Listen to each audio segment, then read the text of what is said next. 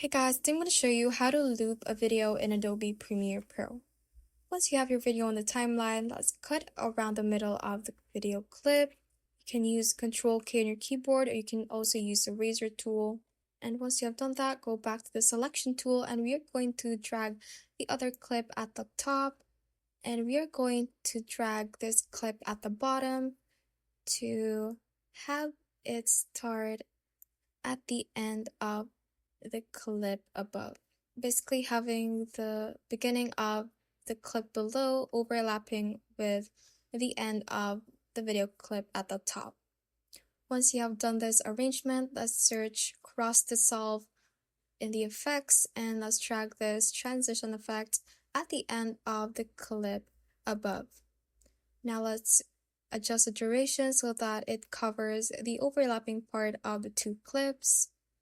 And once you have done that, we are going to select both of the clips and we are going to duplicate it by holding Alt on your keyboard and dragging these two clips and putting it on the side. And you can keep on doing that so that you will have your preferred duration of the loop. And that is how you can basically loop a video in Adobe Premiere Pro. Thanks for watching, and if you found this useful, hit that like button and subscribe for more videos like this.